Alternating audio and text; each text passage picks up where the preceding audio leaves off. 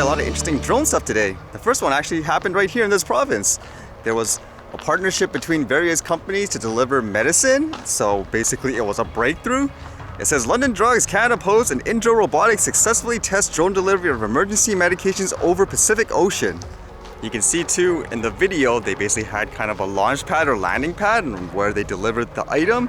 And in terms of what they delivered, it says there were 3 parts of the August 19th trials, including delivery of an EpiPen and Narcan, leaving London Drugs mobile facility in Duncan, BC to the local county grocer in Salt Spring Island, as well as direct pinpointed delivery to a patient's home on Salt Spring Island. So that's really cool in my opinion. It's actually coming a lot faster than I would have imagined anyways in terms of things like the drone delivery. Reminds me of that story where you would hope it would never happen again, where someone needed medicine on an island, and because it's way too expensive to rent out a helicopter and all that, unfortunately the person passed away because they didn't get the right medication. Hopefully stuff like this actually solves that. And how about this story? It relates to back when the Toronto Raptors won the NBA championship and there was a huge crowd gathering and there was a person who flew their drone there just to capture the moment. And as that happened, everyone was saying, illegal drone flight, charge him, fine him. And apparently Transport Canada's statement back then was there wasn't enough proof to prosecute the person. But just recently there was this. It says Transport Canada fines drone pilot over 2 incidents in Toronto. Canadians need to feel safe on the ground and in the sky. This includes when they are traveling on a flight or attending public events. Following an investigation of 2 incidents in downtown Toronto, Transport Canada has issued notice of assessments of monetary penalties to an individual for 11 violations of the Canadian aviation regulations related to the operation of a remotely piloted aircraft system, commonly known as a drone.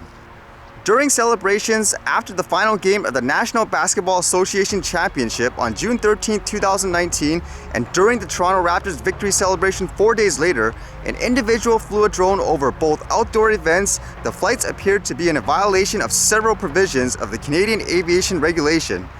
Transport Canada opened an investigation into the incidents, and based on the evidence collected, the individual has been served fines totaling $2,750. And what were the violations? Kind of reminds me of reading all that stuff for the drone exam. It says here, no person shall operate a remotely piloted aircraft system unless it is registered. So it says 2 violations, $250 each.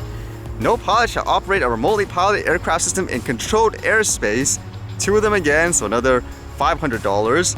No pilot shall operate a remotely piloted aircraft at a distance less than 100 feet or 30 meters from another person measured horizontally and at any altitude, another $500. No person shall operate a remotely piloted aircraft system at any special event or aviation event. So again, another $250. Although makes me wonder that time, why is it only once since everything else is like twice? No pilot shall operate a remotely piloted aircraft at a distance of less than 3 nautical miles from the center of an airport and 1 nautical mile from the center of a heliport. So another $500. And then the last one says, no person shall operate a remotely piloted aircraft system under the division unless the person holds either a pilot certificate, small remotely piloted aircraft VLOS basic operations, a pilot certificate, or basically an advanced operation one. And so basically another $500 for the 2 situations. Now I believe one of the person who's being fined is this Gutobi person who posted on their Instagram with the footage, and he updated it recently with a little message saying, P.S. I'm getting fined, and he created a GoFundMe page for people to help him pay for the fine. And you can see in the page it says Raptors drone footage legal fund. He created a video of it and also some text that says, if you come to this page, you've probably found out by now that Transport Canada has issued fines for someone who allegedly flew a drone over crowds during the Toronto Raptors celebration. It even says here he's not sure if he's the one that's getting fined because he hasn't received any notices, but he's basically asking for $5,000, and with the factor of $2,750 with what's reported, he also wanted money for legal fees to handle this, which is a little confusing. Because when you pay for a fine, wouldn't you just pay for the fine? And the legal fees only come in place if you, I guess, challenge the fines themselves.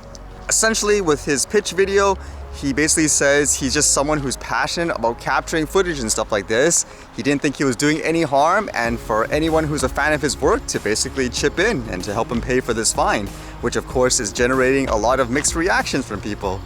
So there's really 2 sides of the issue here.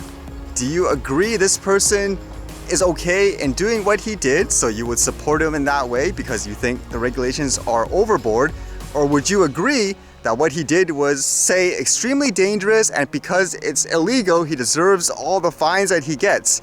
And I know for myself, in thinking about this, I'm trying to avoid the mentality a lot of people would have in terms of that's the rules, so forth, and basically the person should be punished, because in many cases, as I said, in some countries, it's perfectly normal for a person to fly the drone in that way. No one makes a big deal about it. Yet for here, we're in that mentality of someone can die, immediately get killed. So I want to avoid that in terms of why you would say in this situation that person should be punished. I guess for myself, one thing to think about is whether or not the person did it intentionally, in terms of he was fully aware of what the regulations were, but he just decided to do it anyways, because it might be bad to say, but based on the fine, it kind of might actually be worth it for him. Because does he run like a photography business, to my knowledge? You would imagine the exposure and stuff he's getting out of this probably outweighs the expense, plus he's getting support in this way as well. I wouldn't be surprised personally if he gets it all paid up with just crowdfunding and all that. So in that sense, that would be the main thing I would wonder, is whether or not it was genuine, I guess you could say, in terms of him flying the drone saying it's safe, or did he have more of the perspective of, okay, the reason why I want to do this because I know I'm going to get the exposure and stuff like that, so who cares, like whatever fine he's going to get, it's going to be worth it. That would be my kind of question for this, because I guess that would kind of describe how the person is approaching it, whether or not I suppose you would support something like that. Because if they're coming across more from the kind of like a business perspective, saying, okay, you know you're going to pay for a fine, but basically it's going to be worth it, that's different than someone doing it saying it's perfectly safe and it's a great thing to document. And if they get punished, and it's kind of people supporting them in that way, like completely different. Like just use the example, like say that Hong Kong protest and they're using drones so you can see the crowd, completely different kind of mentality in that aspect, in my opinion. So where would you stand in the issue? Would you agree with the person? Would you support them? Or would you say, no, they deserve all the punishment? Because again, for myself, you have to think, it's one thing to say it's illegal based on what was written, and it's another thing to say it was extremely dangerous if it wasn't. So it depends on what side you're on and how you're looking at it. Because I would think personally, in many cases, the law needs to be relaxed with how people fly it. Because many times I know people come from the angle of, hey, I had to go through all this stuff, so because of that, I want to see this person get punished. And I don't think that's necessarily the right angle to look at it, in my opinion anyways. So what side of the issue would you be on here? Would you actually support the person? Would you say the punishment is justified? Should it have been more? Again, it just depends on how you're looking at it, I suppose, but there just has to be a balance between, is what people are doing really that dangerous, and at what point would you say it should be okay, so to speak? Because it kind of reminds me of that story yesterday about the people using the drones like for fishing to lift themselves up.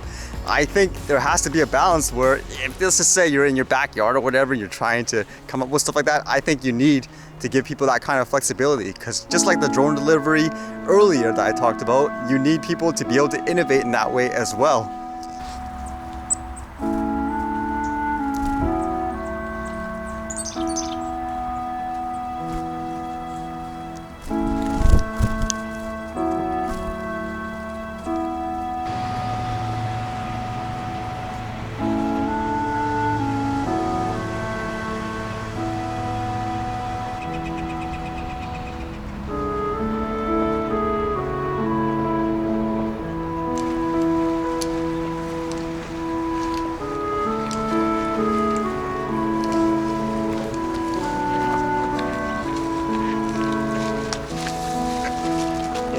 Gather them all in one place. Are they? Oh, that's okay. I was just wondering why they were running at first. Okay guys, look up for the camera. That guy jumped up when you said that. Yeah.